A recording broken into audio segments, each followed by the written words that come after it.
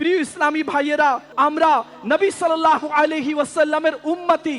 আর উম্মতিকে কেমন হতে হবে শুনুন। উম্মতিকে কেমন হতে হবে?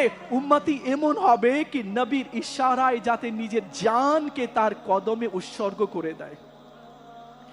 একবার আমার নবী সাল্লাল্লাহু আলাইহি ওয়াসাল্লাম হযরতে সাইয়েদনা ওমর ফারুক রাদিয়াল্লাহু তাআলা আনহুকে সঙ্গে নিয়ে কোথাও যাচ্ছিলেন। নুরানি হাতে ওমর ফারুকের হাত, যখনই ওমর ফারুক রাদিয়াল্লাহু তাআলা আনহু আমার নবীর হাতের ছোঁয়া পেলেন, মন শীতল হয়ে গেল।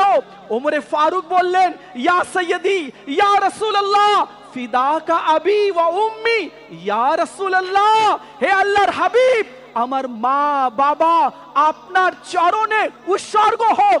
ইয়া রাসূলুল্লাহ, আমি আপনাকে মা বাবা স্ত্রী সন্তান কারোবার ব্যবসা বাণিজ্য বাগান যা কিছু রয়েছে এর থেকে বেশি আপনাকে ভালোবাসি। কিন্তু ইয়া রাসূলুল্লাহ সাল্লাল্লাহু আলাইহি ওয়াসাল্লাম, আমি ওমর আপনাকে নিজের জানের চেয়ে বেশি ভালোবাসতে পারিনি।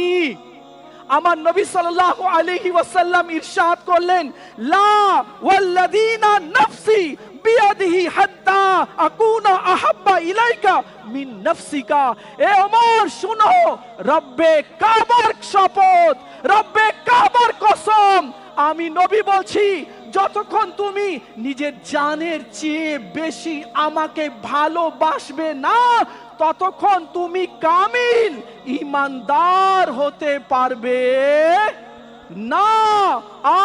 ওমর ফারুক রাদিয়াল্লাহু তাআলা আনহু চিন্তায় পড়ে গেলেন। আমি ঈমান আনলাম, প্রকাশ্যে নামাজ শুরু হলো, প্রকাশ্যে দ্বীনের দাওয়াত শুরু হলো। আমি ঈমান আনলাম, প্রকাশ্যে তাওয়াফে কাবা আযান শুরু হলো। আর আমি ওমর, বলেন, আমি ওমর কামিল মুমিন ঈমানদার হতে পারিনি? আমার নবী বলেন, না, যতক্ষণ ওমর রাদিয়াল্লাহু তাআলা আনহু, যতক্ষণ না তুমি নিজের জানের চেয়ে বেশি আমাকে ভালোবাসবে না, ততক্ষণ তুমি কামিল ঈমানদার হতে পারবে না। আমার নবী ইরশাদ করলেন, তুমি কি শুনতে পেরেছো? ওমর ফারুক বললেন, ইয়া সাইয়্যিদি ইয়া রাসূলুল্লাহ, হ্যাঁ আমি শুনলাম।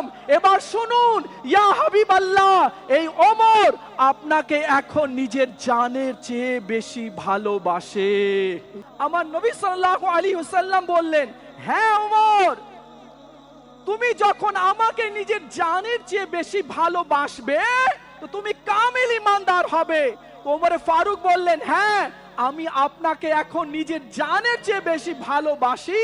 তো আমার নবী ইরশাদ করলেন, এখন তুমি কামিল ঈমানদার হলে।